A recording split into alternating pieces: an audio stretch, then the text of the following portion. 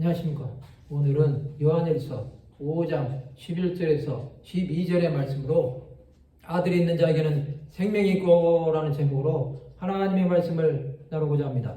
본 말씀은 또 증거는 이것이니 하나님이 우리에게 영생을 주신 것과 이 생명이 그의 아들 안에 있는 그것이니라. 아들이 있는 자에게는 생명이 있고 하나님의 아들이 없는 자에게는 생명이 없느니라. 요한일서 5장은 세상을 이기는 믿음과 영생을 알게 하려 함이라에 대해서 말씀하고 있습니다. 오늘은 아들이 있는 자에게는 생명이 있고에 대해서 생각해보는 시간을 가지고자 합니다. 오늘 본문에 보면 또 증거는 이것이니 하나님이 우리에게 영생을 주신 것이라고 말씀하십니다.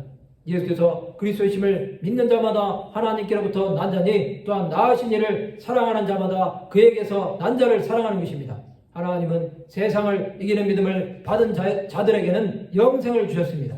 하나님을 사랑하는 자는 그의 계명을 지킵니다. 또한 하나님께로부터 난 자마다 세상을 이기는 것입니다. 영생은 유일하신 하나님과 그가 보내신 자 예수 그리스도를 아는 것입니다.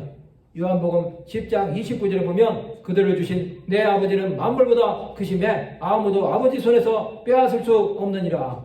영생은 하나님께로 더욱 가까이 가게 하는 것입니다. 하나님은 영생을 주심으로 아들이신 예수 그리스도를 믿게 하신 것입니다. 영생으로 사는 자는 예수를 나의 주 나의 하나님으로 고백하는 것입니다. 또한 이 생명이 아들 안에 있는 그것이니라. 아들이 있는 자에게는 생명이 있고 하나님의 아들이 없는 자에게는 생명이 없느니라고 말씀하십니다.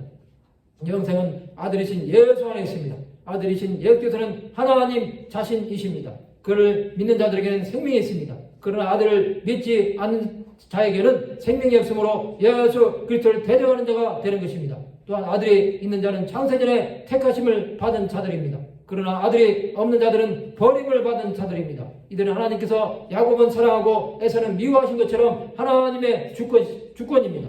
이것에 대해서 사람은 하나님께 원망할 수 없습니다. 우리는 하나님의 아들이 있음으로 인해 생명이 있는 자가 되어야 합니다. 이것은 예수를 바라봄으로 구원함을 받았던 수많은 믿음의 선진들의 길을 따라가는 것입니다. 예수께서는 우리를 위해 영생을 주셨습니다. 그 생명은 우리 안에 날마다 하나님의 은혜 안에서 살게 하십니다. 아직도 자신 안에 생명이 있음을 믿지 못한다면 그는 하나님과 상관이 없는 자들이 되는 것입니다. 우리는 끝까지 주 예수를 믿고 생명을 가진 자들로 살아가야 합니다. 말씀을 마치고자 합니다. 아들이 있는 자에게는 생명이 있음을 믿고 그를 따라 나가는 자들이 되시는 하나님의 백성들이 되시기를 주님의 이름으로 축원합니다.